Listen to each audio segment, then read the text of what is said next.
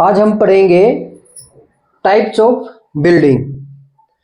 Building के कितने प्रकार होते हैं और वो जो कैटेगराइजेशन किया गया है, वो जो प्रकार बनाए गए हैं वो किस आधार पे बनाए जाते हैं और ये कहाँ पे लिखा है और इसको कौन बनाता है। इसको बिल्डिंगों का अगर जो प्रकार अलग अलग बनाए गए, जिसने क्लासिफिकेशन किया गया है या जिसने कैटेगराइज किया गया है, वो कौन है और उसके लिए कौन ऑथराइज है।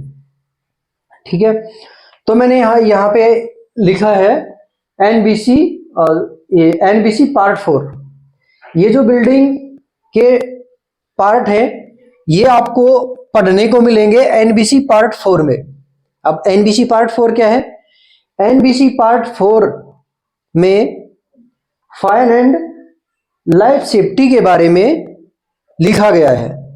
जब कोई भी बिल्डिंग का कंस्ट्रक्शन किया जाता है तो वहां पे उसके अलग अलग नॉर्म्स होते हैं। इतने साइज का, इतनी हाइट की पिलर तो इतने इतने हाइट की बिल्डिंग तो इतना मोटा पिलर होना चाहिए, इतना जमीन में धंसा होना चाहिए। तो ये तो सारे सिविल के हो जाते हैं। तो उसमें से एक पार्ट होता है जिसको एनबीसी पार्ट 4 बोलते हैं। अब ये बताता है कि आपने बिल्डिंग तो बना दी, लेकिन इस बिल्डिंग के अंदर फायर एंड सेफ्टी से रिलेटेड कौन कौन से नॉर्म्स आपको फॉलो करने हैं, वो सारे के सारे एनबीसी पार्ट 4 में मिलते हैं। अब ये तो था एनबीसी पार्ट 4 का एक छोटा सा इंफॉर्मेशन कि उसमें लिखा क्या होता है और कौन इसको कैटेगराइज करता है। अब डिपेंड करता है बिल्डिंग का जो कैटेगराइजेशन है वो किसके आधार पे होता है। तो इसमें दो चीजें देखी जाती हैं। एक तो देखा जाता है ऑक्यूपेंट लोड और दूसरा फायर लोड। अब बोलोगे सर ऑक्यूपेंट लोड क्या होता है? तो ऑक्यूपेंट लोड का मतलब है कि ऑक्यूपेंसी उसके अंदर कितनी होगी, यानी उस बिल्डिंग के अंदर कितने आदमी रहेंगे या कितने आदमी काम करेंगे, उसके आधार पे बिल्डिंग का डिजाइन होता है। जब कोई भी बिल्डिंग हम बनाने का प्लान करते हैं तो उससे पहले ही हम एक प्लान बना के चलते हैं कि इस बिल्डिंग के अंदर हमें इतने आदमियों से काम करवाना है। अब सपोज करो कि कोई भी आदमी एक स्कूल खोलने जा रहा है, तो स्कूल खोलने जा रहा है तो उसमें वो एक प्लान लेके चलता है कि हमारी कक्षा 10th में 50 आदमी बैठेंगे या 50 स्टूडेंट बैठेंगे। ठीक है, तो जो कमरे का डिजाइन है वो 50 आदमियों के आधार पे ही किया जाएगा। ये चीज पहले से ही प्री प्लान होती है, पहले से इन चीजों को प्लान किया जाता है। ठीक है, सेम उसी तरह अगर हमें कोई भी मैन्युफैक्चरिंग इंडस्ट्री खोलनी है तो वहां पे भी हमें ये पहले ही प्लान बनाना पड़ेगा कि इस फ्लोर के अंदर आप कितनी लाइनों का सेटअप करोगे या कितने आदमी वहां पे काम करेंगे। अब मान के चलो कि आपने इसका पहले से ही 50 आदमी का अप्रूवल लिया हुआ है कि इसमें 50 आदमी काम करेंगे और बाद में आपने उसमें 100-150 ठोक दिए, तो उसमें क्या होगा? अगर वहां भी कोई भी इमरजेंसी हो जाती है तो जो उसके अंदर आदमी काम कर रहे हैं उनकी जान को खतरा बढ़ जाएगा। वहां पे जो डेथ रेशियो वो ज्यादा आएगा, चोट लगने के जो कारण और ज्यादा बढ़ जाएंगे। ठीक है, तो इस तरह से डिजाइन होता है। ये तो हो गया फ्लोर का ऑक्यूपेंट लोड कि उसमें इतने आदमी काम करेंगे। दूसरा, अब मान लिया ये बिल्डिंग तो आपको बनानी है और इसमें इतने आदमी काम करेंगे, लेकिन वो आदमी काम क्या करेंगे? वो आदमी काम क्या करेंगे? मान लिया आपने यहां पे कोई फर्नीचर की फैक्ट्री खोलनी है, तो यहां पे फायर लोड कैलकुलेट किया जाएगा। फर्नीचर की कंपनी है तो उसका फायर लोड निकाला जाएगा कि इस फ्लोर के अंदर आप इतना मटेरियल मैन्युफैक्चर कर सकते हैं और इतने आदमियों का रहना या इसमें अंदर काम कर सकते हैं।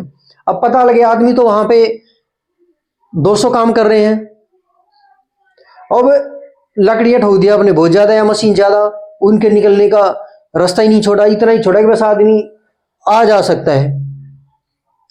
तो ये सारी चीजें इसमें लिखी होती हैं एनबीसी पार्ट 4 में, और इसी के आधार पे ये बिल्डिंगों का कैटेगराइजेशन किया गया है।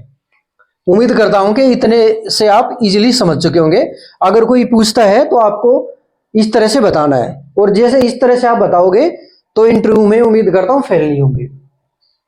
अब जब हम किसी बिल्डिंग में काम कर रहे होते हैं तो कई बार पूछ लिया जाता है कि हमारी बिल्डिंग कौन से ग्रुप में आती है या कौन सी कैटेगरी में आती है। अगर आप कैटेगरी के नाम से सर्च करोगे तो मे भी यहाँ पे सर्च ना हो, आपको ग्रुप के नाम से सर्च करना पड़ेगा। ग्रुप रखे गए हैं इसने कि इस ग्रुप में, ग्रुप ए में रेजिडेंशियल आएगा, बी में एजुकेशन आएगा, इस तरह से ग्रुप बनाए हुए हैं। तो अभी हम यहाँ पे शुरुआत कर लेते हैं। ग्रुप ए में कौन सी कैटेगरी की बिल्डिंग आती है? Residential building.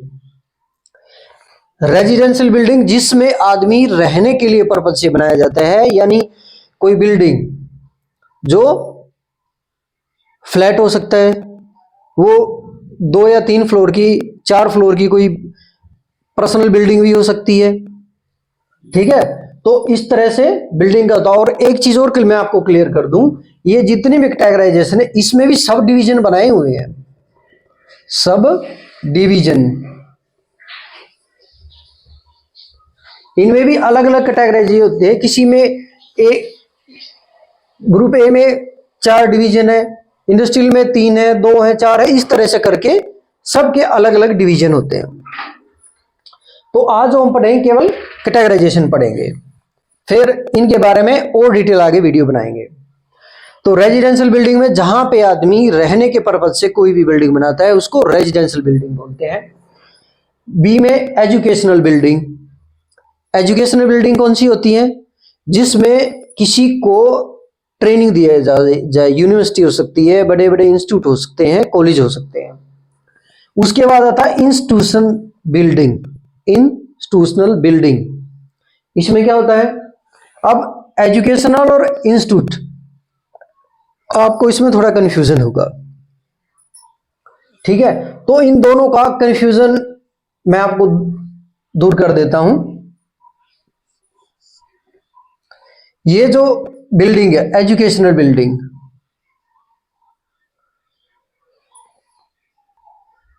ठीक है, तो दूसरा आता है एजुकेशनल बिल्डिंग।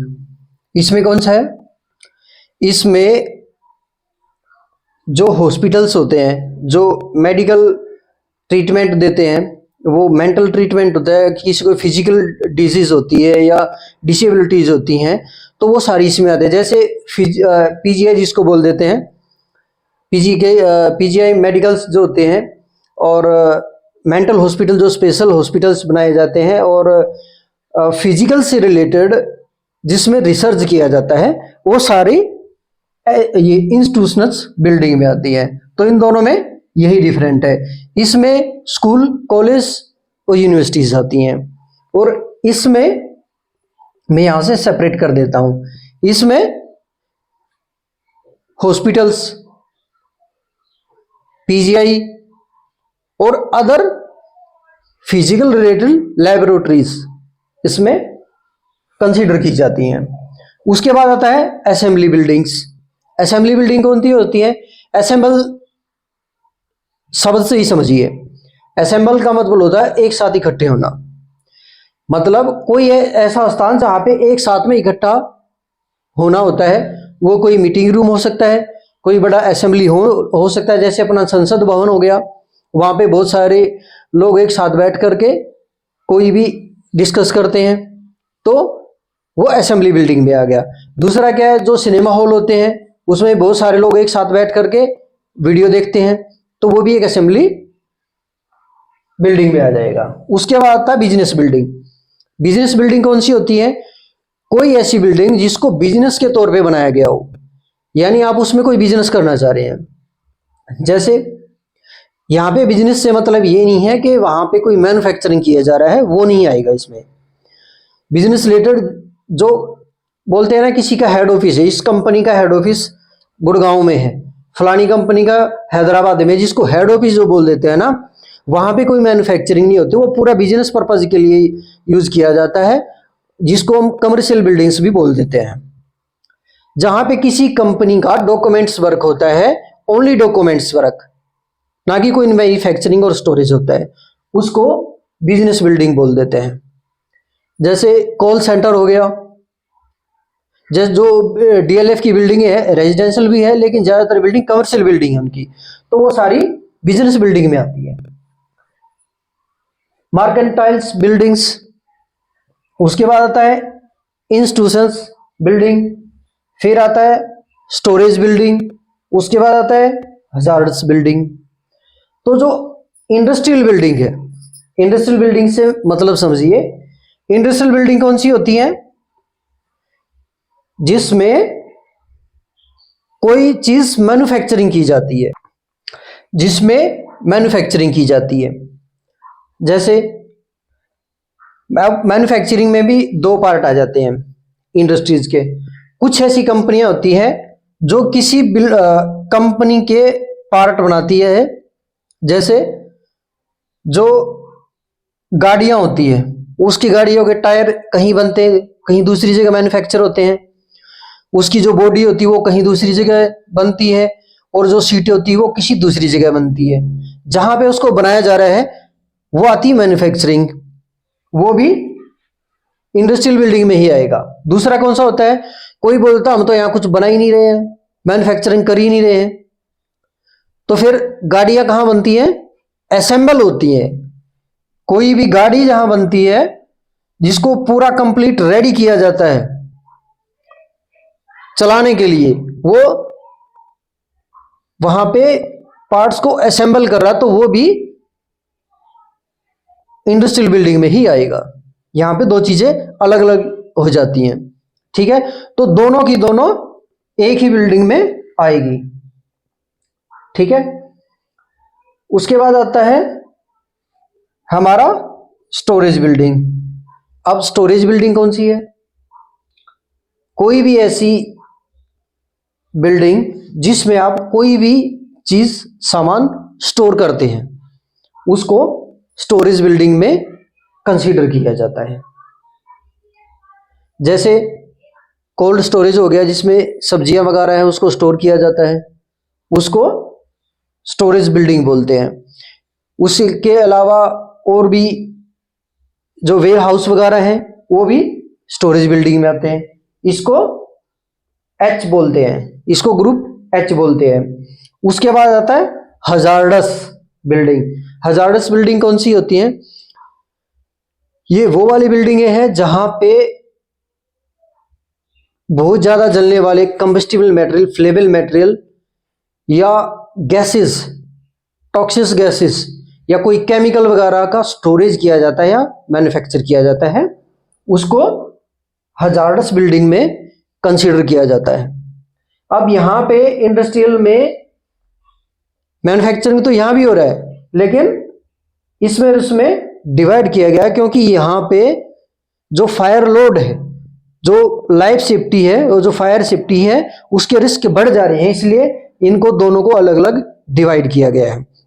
अगर कोई आपको ये पूछ ले कि भाई हमारी बिल्डिंग में गैस मैन्युफैक्चरिंग की जाती है या वहां पे केमिकल स्टोरेज किया जाता है, तो वो केमिकल स्टोरेज है वो वेयर हाउस में कंसीडर्स नहीं होता, वो हजार्डस बिल्डिंग में आता है।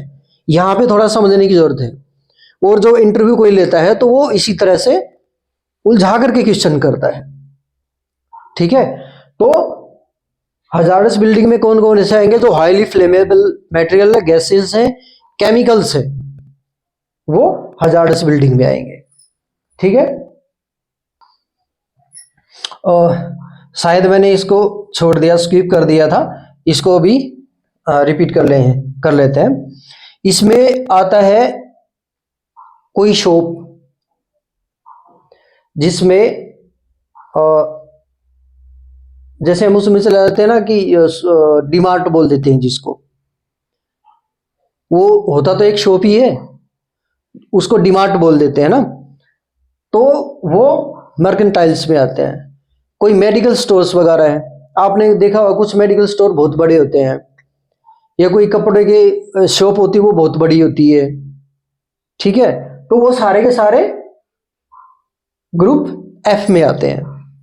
अब ये आपको जो बिल्डिंग है ना वो ग्रुप वाइज याद करनी है। कई बार जो गवर्नमेंट के इंटरव्यूज होते हैं या टेस्ट होते हैं तो उसमें ग्रुप पूछ लिया जाता है कि ग्रुप डी में कौन से क्लास की बिल्डिंग आती है, या ग्रुप एच में कौन से क्लास की बिल्डिंग आती है।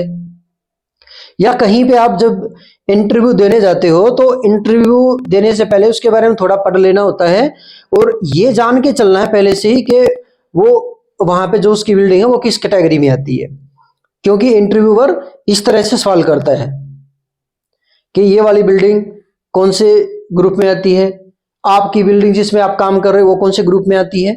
तो ये कॉमन चीजें आपको याद रखनी है।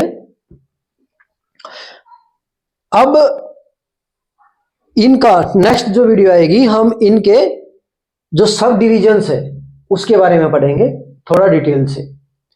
ये तो हमने एक बोल देते हैं ना ऊपर का मक्खन मक्खन